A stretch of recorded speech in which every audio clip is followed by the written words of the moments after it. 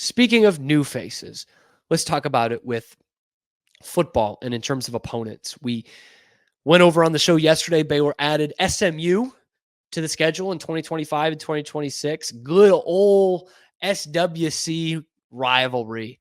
You love having the guys in from the Southwest Conference. Those games meant something. It was bragging rights. It's like soccer in London. Every neighborhood's got a team.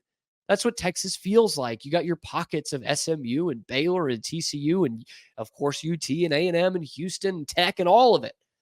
You want to play each other. And what stinks, again, I did talk about this yesterday, it stinks that Baylor's not going to play UT or A&M this season.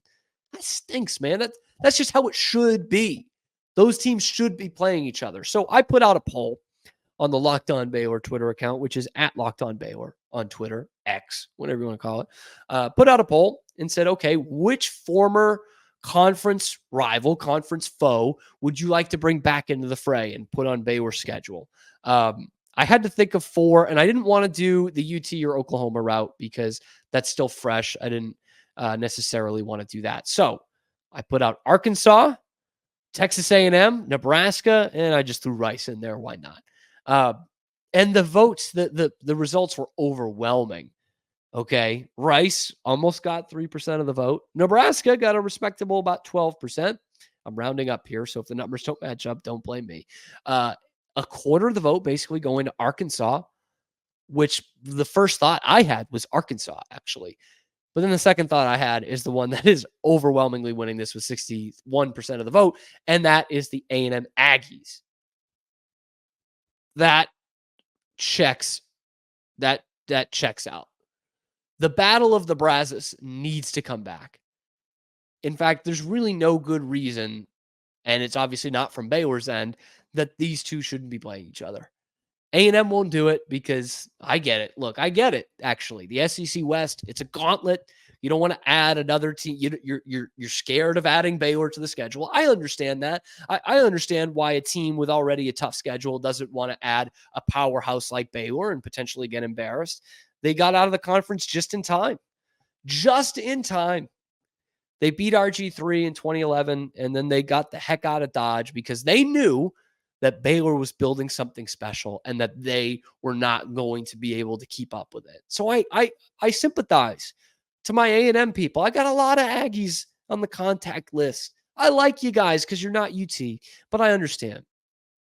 Maybe one of these days, though, you'll swallow your pride and bring back the Battle of the Brazos. We got some catching up to do, I know, but this meant something because I live here in Waco, have for a long time.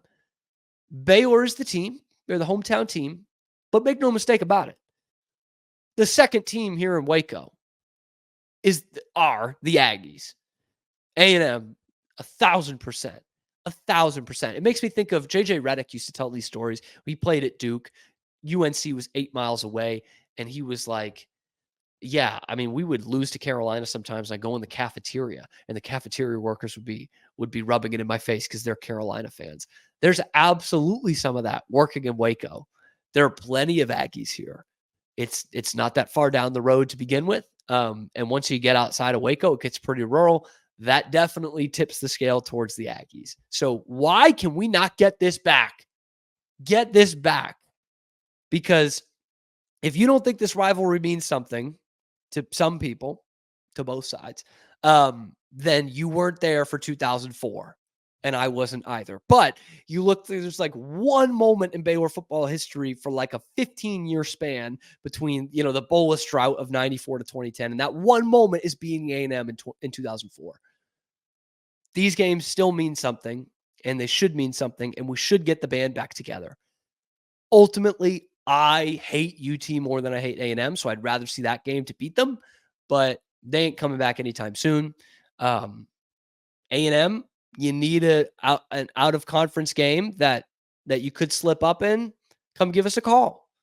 Now would be a good time. You got us on the downslope. You can have a couple of wins to make you feel good about yourselves. But if the last decade is any indication, we can even up that score pretty quickly.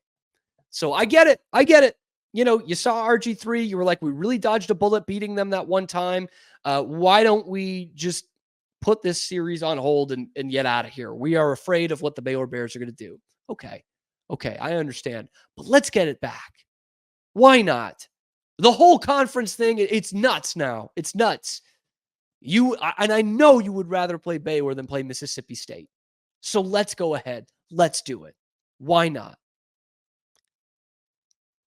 Hey, thanks for making it to the end of the video. We really appreciate that. And if you want to keep up to date on all the Baylor sports news, be sure to give us a like and ring the notification bell, because we are your first listen today and every day. We are your exclusive home for nothing but Baylor sports content 5 days a week that's not coming straight from the university. Be sure to follow us here on YouTube and also wherever you get your podcasts, and on Twitter as well at Locked On Baylor. Thanks so much again. Have a good one, and sick 'em.